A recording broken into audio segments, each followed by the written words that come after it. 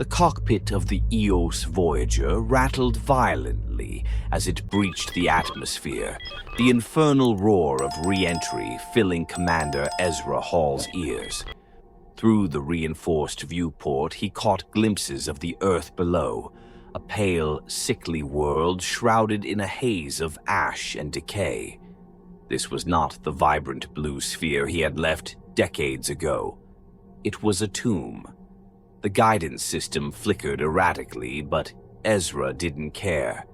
He was flying on instinct now, the coordinates burned into his mind during sleepless nights aboard the ship.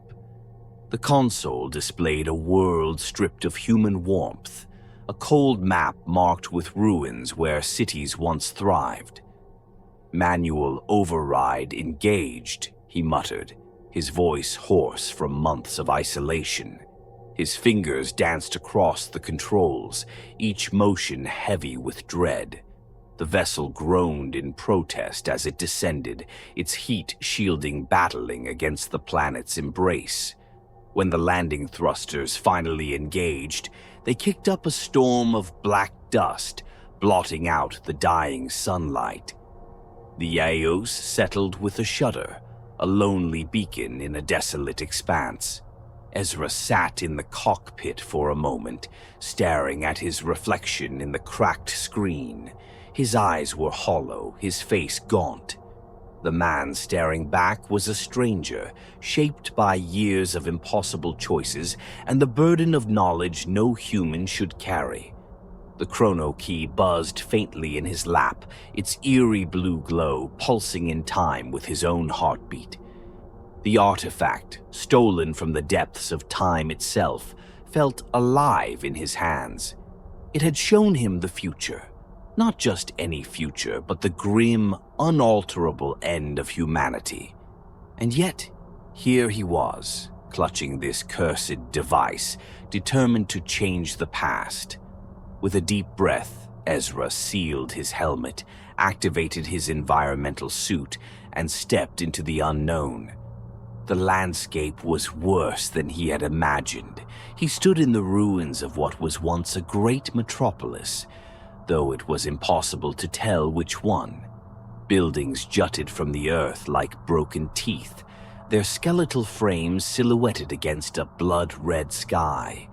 The air was thick with the stench of sulfur and rot, and the ground beneath his boots felt spongy, almost alive. His suit's sensors crackled to life, displaying erratic readings. High levels of radiation, spikes of unidentified biological matter, the whispers of a world no longer his own. He moved cautiously through the ruins, his footsteps echoing in the oppressive silence. Every shadow seemed to writhe, every gust of wind carried faint, almost human cries. Ezra tightened his grip on the chrono key, its steady pulse a grim reminder of his purpose. "Focus," he muttered to himself, his voice a lifeline against the encroaching madness. "You're here to fix this." But the truth gnawed at him. How could he fix a world already consumed? The alien organism he had encountered in the future was no ordinary threat. It wasn't an invasion, a war, or a pandemic. It was something far worse. A singular, incomprehensible entity that had made Earth its host, consuming everything in its path. Humans, animals, even the very ground beneath their feet. As he rounded a corner, Ezra froze. Ahead of him, the remains of a vehicle were half submerged in a slick black substance. The viscous material glistened unnaturally, reflecting the weak light in shifting patterns. It pulsated rhythmically, as if breathing. He scanned it with his suit's biosensors, but the data was garbled, indecipherable. Cautiously, he approached. The substance twitched at his proximity, tendrils rippling across its surface. Ezra's stomach churned as he recognized a distorted human hand emerging from the muck, its fingers fused with the alien matter. The sight filled him with a deep, primal terror. A crackling noise broke the silence, and he spun around, his pulse racing. A faint, almost imperceptible vibration filled the air, resonating in his bones. It wasn't a sound exactly, but a presence, something vast and ancient, stirring just beneath the surface. Ezra's helmet visor displayed a flashing warning. Biohazard detected. Retreat advised. But there was no retreat. Not for him. Hours passed as Ezra wandered through the ruins, his mind a tempest of memories. He thought of the crew he had lost, the friends he had buried, and the endless void that had consumed his days aboard the Eos Voyager. He thought of Earth as it had been, a place of life and noise and love. Now it was a silent graveyard. Finally, he reached the structure he had been searching for, the remnants of an old observatory, its domed roof caved in but still standing. Inside, he found what he needed, a functioning console, barely powered by a failing backup generator. He connected the chrono key to the system, its light casting eerie shadows across the room. The screen flickered to life, displaying fragmented data. Ezra's hands trembled as he navigated through the files, piecing together the timeline of humanity's downfall. The first sightings of the organism, the desperate attempts to contain it, the collapse of nations, and finally, the radio silence that marked the end. The organism had been here for centuries, dormant beneath the Earth's crust. Humanity's relentless drilling and mining had awakened it, and once roused, it could not be stopped. It was a predator, a force of nature, and it had found a new home in the blue planet's warm, fertile flesh. Ezra leaned back, his breath ragged. The truth was undeniable now. He couldn't save everyone, not in the way he had hoped, but maybe, just maybe, he could sever the creature's hold before it began. The chrono key pulsed in agreement, as if urging him forward. Outside, the vibrations grew stronger, and the air seemed to hum with anticipation. Ezra felt the weight of the world pressing down on him, literally and figuratively. Somewhere beneath his feet, the creature was watching, waiting. He tightened his grip on the key and whispered into the silence, "I'm coming for you." The entrance to the underground tunnels gaped before Ezra like the mouth of a slumbering beast. He hesitated on the threshold, staring into the black abyss, his breath loud in the confines of his helmet. Above ground, the world was desolate, but at least it was recognizable. Down here, beneath the Earth's surface, lay the alien horror that had consumed his planet and turned it into something unholy. The chrono key thrummed in his gloved hand, its pulses accelerating as if in warning. Ezra adjusted the suit's filters and stepped forward, his boots crunching against loose gravel. The stale, damp air thickened as he descended, and with each step the walls seemed to close in. His flashlight's beam carved through the darkness, revealing graffiti-covered walls and rusted tracks. This was once a metro system, a lifeline for millions of people. Now it was a tomb. After a few hundred meters, the signs of corruption began to appear. The concrete walls were no longer cold and gray, but slick with a strange organic sheen. A pinkish hue glistened under the light, and when Ezra brushed against it, his suit's sensors flared with warnings. He crouched, examining the surface. It felt warm, almost feverish, and pulsed faintly under his touch. "It's alive!" Ezra recoiled, a shiver running down his spine. The realization hit him harder than he expected. The creature wasn't just beneath the Earth, it was becoming the Earth. Every inch of these tunnels, every molecule of soil and stone was being subsumed into its grotesque biology. He tightened his grip on the chrono key, feeling its steady thrum like a heartbeat in his palm. It was his only weapon against this nightmare. As he ventured deeper, the air grew humid and oppressive.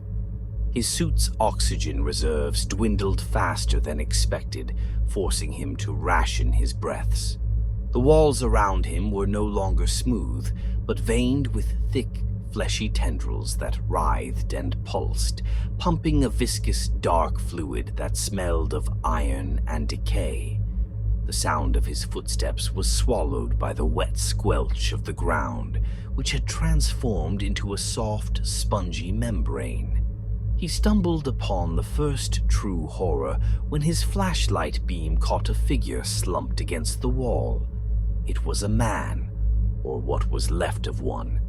The body was grotesquely fused with the organic mass, tendrils of flesh snaking into his torso and head.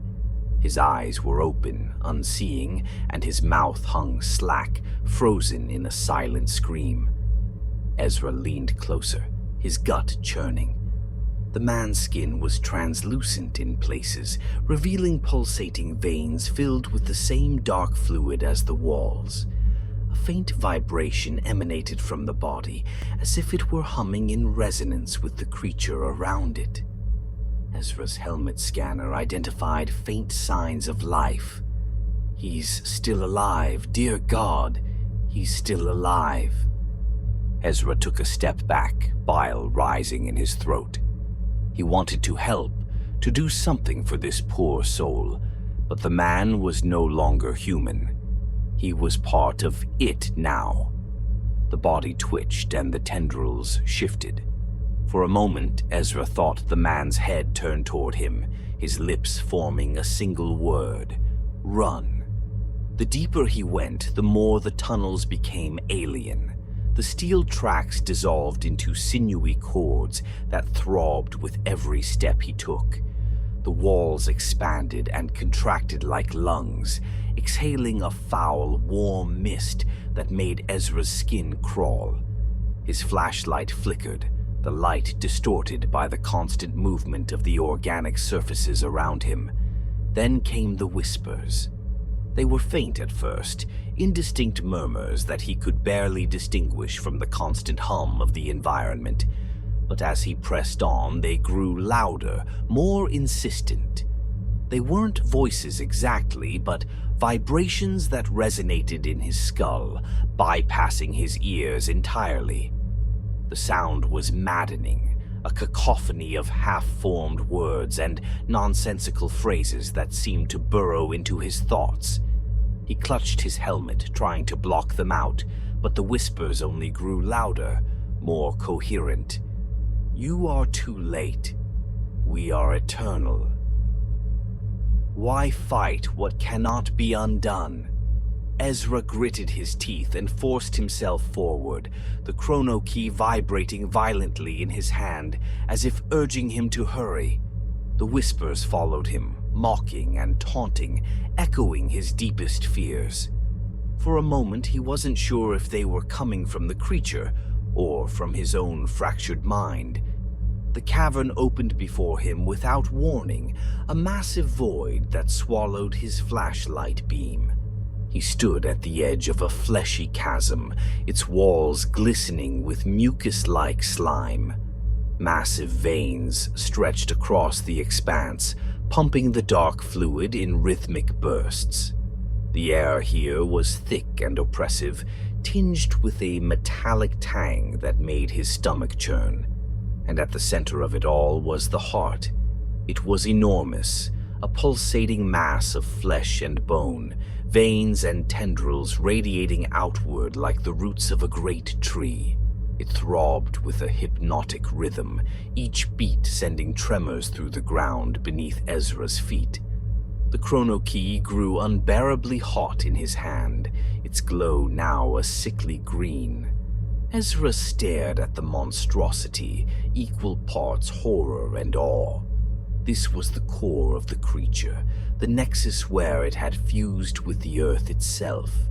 It was alive in a way that defied understanding, a grotesque amalgamation of biology and something far older, far darker. He approached cautiously, his boots squelching against the soft ground.